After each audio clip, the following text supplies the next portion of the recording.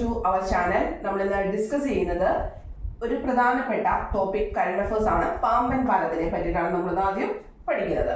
അപ്പം പാമ്പൻ പാലം അടുത്തിടെ വാർത്തകളിലൊക്കെ നിറഞ്ഞിരിക്കുന്നത് നിങ്ങൾക്കറിയാം. അപ്പൊ ഇത് ഇനാഗുറേറ്റ് ചെയ്തത് 2025 ഏപ്രിൽ മാസം 6-ാം തീയതിയാണ് പാമ്പൻ പാലം ഇനാഗുറേറ്റ് ചെയ്തത്. ഇനി ആരുടെ നേതൃത്വത്തിലാണ് ഈ ഒരു പണി ആരംഭിച്ചത് എന്ന് ചോദിച്ചു കഴിഞ്ഞാൽ ഇന്ത്യൻ റെയിൽവേ ആണ്. 2019 പണി ആരംഭിച്ചത്. 2019 ഇന്ത്യൻ റെയിൽവേയുടെ നേതൃത്വത്തിൽ ഇതിന്റെ പണി ആരംഭിച്ചത്. ഇത് നിർമ്മാണ ചുമതല RVNL, അതായത് റെയിൽ വികാസ് നിഗം ലിമിറ്റഡ്. ഏതാണ്? റെയിൽ വികാസ് നിഗം ലിമിറ്റഡ് ആണ് ഈ പാമ്പൻ പാലത്തിന്റെ നിർമ്മാണ ചുമതല. Rail Vikas Nigam limited. ഇനി ഇതിന്റെ ലെങ്ത് എന്ന് പറയുന്നത് 2.07 കിലോമീറ്റർ ആണ്. 2.07 കിലോമീറ്റർ ആണ് പാമ്പൻ പാലത്തിന്റെ ലെങ്ത് എന്ന് പറയുന്നത്.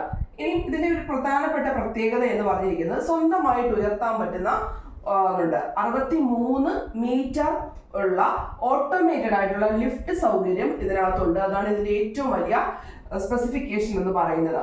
പിന്നെ സ്പീഡ് 100 km/h ആണ് ഇതിനകത്തൂടെ കടന്നു പോകുന്ന ട്രെയിനിന്റെ സ്പീഡ് എന്ന് പറഞ്ഞിരിക്കുന്നത്. Maximum 100 km/h. ഇനി നോക്കാം. പാമ്പൻ പാലം 2025 ഏപ്രിൽ 6-നാണ് ഇനാഗുറേറ്റ് ചെയ്തത്. 2019 ഇന്ത്യൻ റെയിൽവേ ഇതിന്റെ പണി ആരംഭിച്ചു. നിർമ്മാണ ചുമതല RVNL ആണ്. റെയിൽ വികാസ് നിഗം ലിമിറ്റഡ് ആണ്. ലെങ്ത് 2.07 കിലോമീറ്ററും ട്രെയിനിന്റെ സ്പീഡ് 100 km/h ആണ്. കൂടാതെ ഇതിന്റെ പ്രത്യേകത എന്താണ്? ഓട്ടോമേറ്റഡ് ലിഫ്റ്റ് സൗകര്യം എത്ര വരെ പറ്റും? 63 മീറ്റർ ഹൈറ്റ് വരെ ഇത് ഉയർത്താൻ സാധിക്കുന്നതാണ്. അപ്പം ഇത്രയും കാര്യങ്ങൾ കൃത്യമായിട്ട് പഠിച്ചു വെക്കുക. എല്ലാവർക്കും all the very best. Thank you.